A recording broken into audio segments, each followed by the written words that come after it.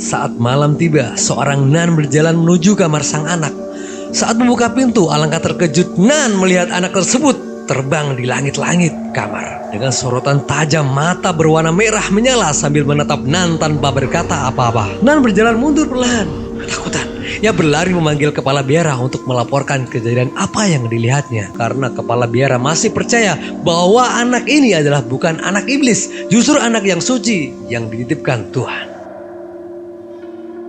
Anak itu pun pergi ke sekolah, membunuh para guru dan menyiksa murid-murid yang ada di situ.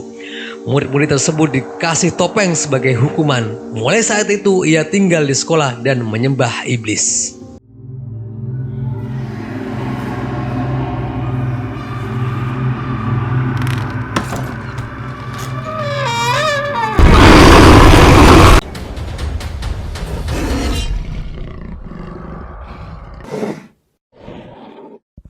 Yo man, welcome back is channel NFPets. Oke men, buat kalian-kalian yang lagi boring ataupun lagi suntuk, bosan nikmatin hari yang itu aja, kalian bisa gabung di sini untuk menemani gua untuk mengupas alur cerita game yang menurut gua patut untuk diulas kembali. Di sini ada beberapa game yang emang sengaja gua ulas lagi men, karena gua merasa game ini emang layak untuk diulas. Ada beberapa faktor yang gue ambil poin plus dari ulasan game atau cerita game ini, yaitu adalah game ini kebanyakan diambil dari kisah nyata. Yap, di sini gue akan sedikit mengulas tentang game Evil Nun, yaitu game yang dirilis pertama kalinya, kalau nggak salah ya, untuk sumber yang gue cari atau sumber yang gue dapet, yaitu game yang pertama kali dirilis untuk game mobile ataupun iOS. Namun untuk tahun 2022 ini, game Evil Nun ini dirilis lagi untuk platform mobile dan platform PC. Jadi ini kabar gembira banget buat kalian-kalian yang suka banget dengan game ini. Ya ibarat kata kita flashback atau kita mengenang game jadul ini atau game lama ini. Oke men, game Evil Nun resmi rilis di platform PC pada tanggal 31 Oktober 2022. Jadi bulan kemarin dia udah rilis ke platform PC. Jadi buat kalian yang mau nikmatin silahkan unduh lewat PC atau lewat Steam juga bisa men. Atau buat kalian yang enggak hobi dengan game platform PC, kalian bisa unduh di Play Store di mobile Android kalian semua. Here you will meet friendly and jovial boys and girls like you. Oke, dengan rilisnya Evil Nun versi terbaru ini yang berjudul Evil Nun The Broken Mask. Gue yakin dari pihak developernya pasti meningkatkan untuk grafik ataupun teknologi dengan ya ibarat mensinkronasi dengan teknologi zaman sekarang yang mungkin grafiknya ataupun gameplaynya pasti lebih gas ya men ya. Oke men, jadi banyak banget rumor-rumor yang mengatakan bahwa game Evil Nun ini adalah game yang diambil dari kisah nyata. Apakah memang benar game ini diambil dari kisah nyata ataupun cuma rumor belaka? Oke, tetap stay untuk temenin gue untuk mengulas kembali atau kita flashback kembali mengulas game Evil Nun.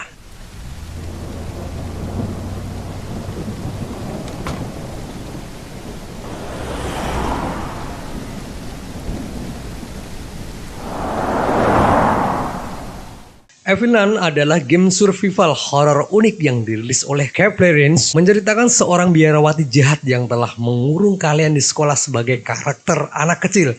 Kalian harus menemukan misteri dan keluar sebelum terlambat. Biarawati jahat mendengar segala gerak-gerik kalian. Maka dari itu, tetap berhati-hatilah dan tidak menarik gerak-gerik perhatiannya atau membuat kebisingan untuk menariknya. Temukan cara meninggalkan sekolah dengan memecah teka-teki yang tertinggal di setiap ruangan sekolah, yaitu menceritakan sosok seorang anak yang disangka anak iblis. Kejadiannya berada di sebuah kota terpencil di negara Inggris.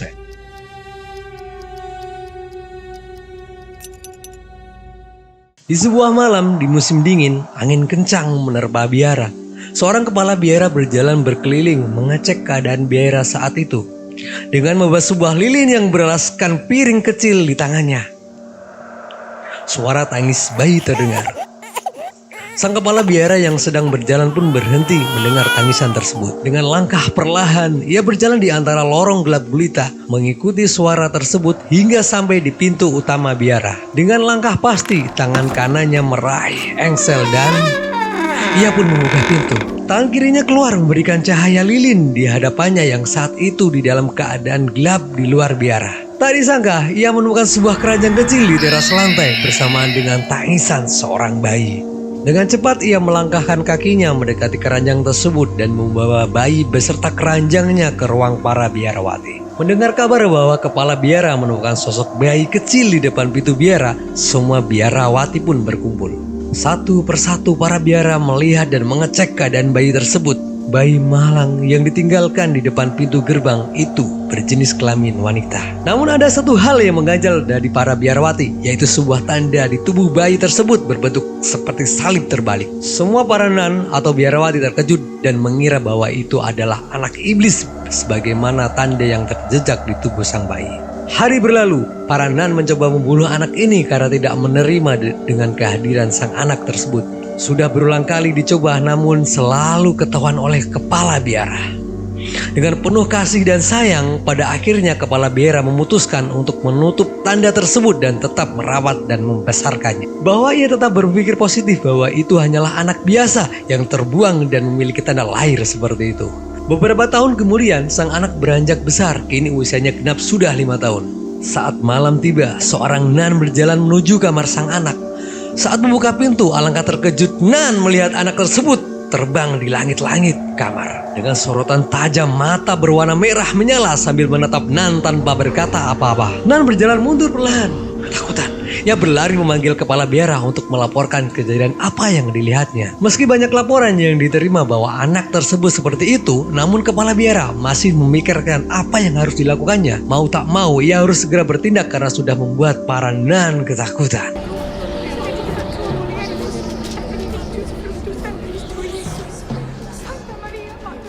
Seorang biarawan tak disangka bertindak di luar persetujuan kepala biara. Ia membawa anak tersebut ke tengah hutan dan meninggalkan tanpa bekal apapun. Di hari esoknya, kepala biara menengok sang anak di kamarnya, namun tak ditemukan anak tersebut. Ia mencoba berkeliling mencari ke seluruh biara, namun tak menemukannya anak itu. Hari terus berlalu, seorang nan menemukan anak tersebut sedang berdiri di kuburan yang tak jauh dari biara. Anak itu tetap berdiri tanpa bergerak sedikit pun, hingga pada akhirnya para nan berkumpul untuk memutuskan apa yang akan dilakukan terhadap anak tersebut. Pada akhirnya kepala biara memutuskan para nan dipersilahkan membawa pergi jauh anak tersebut tanpa membunuh karena kepala biara masih percaya bahwa anak ini adalah bukan anak iblis, justru anak yang suci yang dititipkan Tuhan. Pada akhirnya para nan membawa anak tersebut ke sebuah pemukiman di desa dan menitipkannya kepada sebuah keluarga yang sangat taat beragama. Sepeninggalan para nan, anak itu tumbuh seperti anak biasa, tanpa ada hal ganjil yang nampak selama tinggal di keluarga tersebut. Namun, jalan hidupnya tak berjalan dengan baik. Saat di sekolah, ia selalu dibully oleh teman-temannya, hingga pada akhirnya ia mulai membenci dengan keadaan tersebut.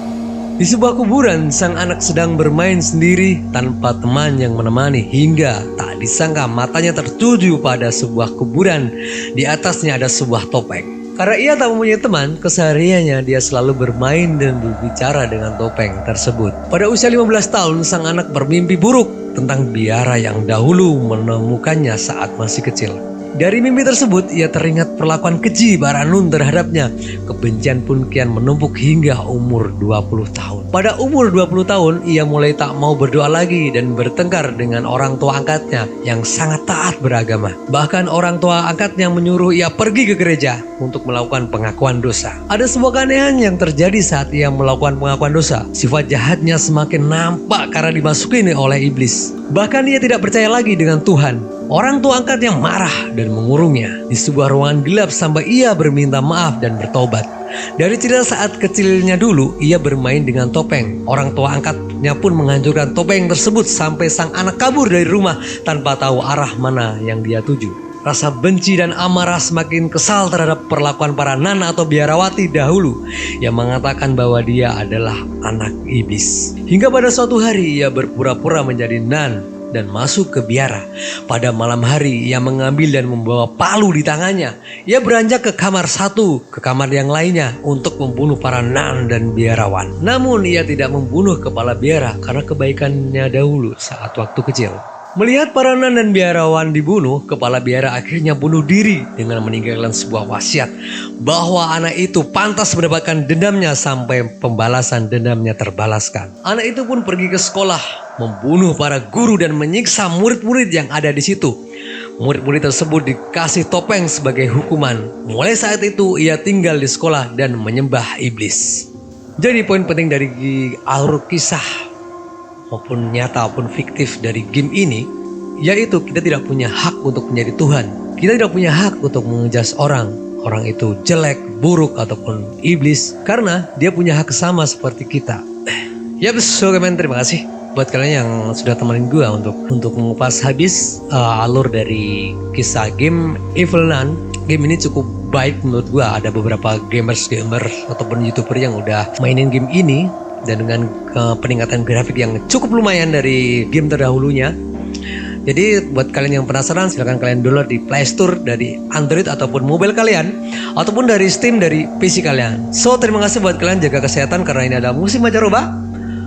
Jangan lupa minum air putih biar kencing kalian lancar, man. So happy gaming.